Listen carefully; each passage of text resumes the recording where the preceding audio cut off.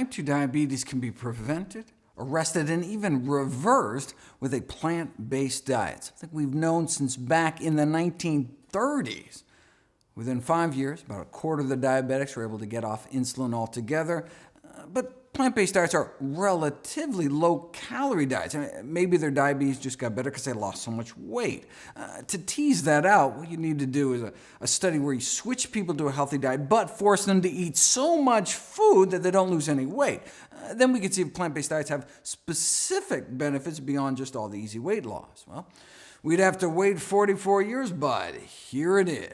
Subjects were weighed every day. If they started losing weight, they were made to eat more food. In fact, so much more food that some of the participants had problems eating it all. They were like, oh, not another salad.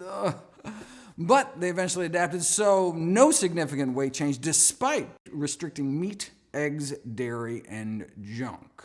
So with zero weight loss, did a plant-based diet still help? Overall, insulin requirements were cut about 60%, and half the diabetics were able to get off their insulin altogether, despite no change in weight. How many years did that take? No, 16 days. 16 days later. So we're talking diabetics who've had diabetes as long as 20 years, injecting 20 units of insulin a day, and then as few as 13 days later, they're off all their insulin altogether, thanks to less than 2 weeks on a plant-based diet, even with zero weight loss. Diabetes for 20 years and then off all insulin in less than 2 weeks. Diabetes for 20 years because no one had told her about a plant-based diet. Here's patient number 15, 32 units of insulin on the control diet, and then 18 days later on none. Lower blood sugars on 32 units less insulin. That's the power of plants. And that was without any weight loss. His body just started working that much better. And as a bonus, their cholesterol dropped like a rock to under 150 in 16 days.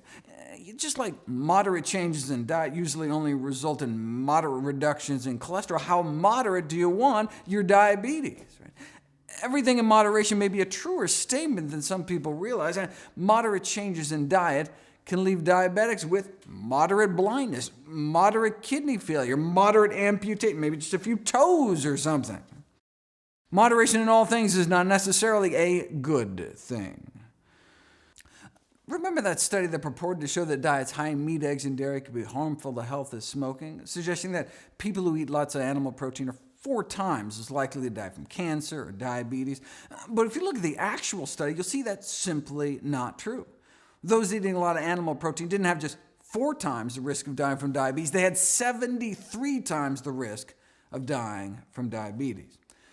Now, those that chose moderation, only eating a moderate of animal protein, they just had 23 times the risk of death from diabetes.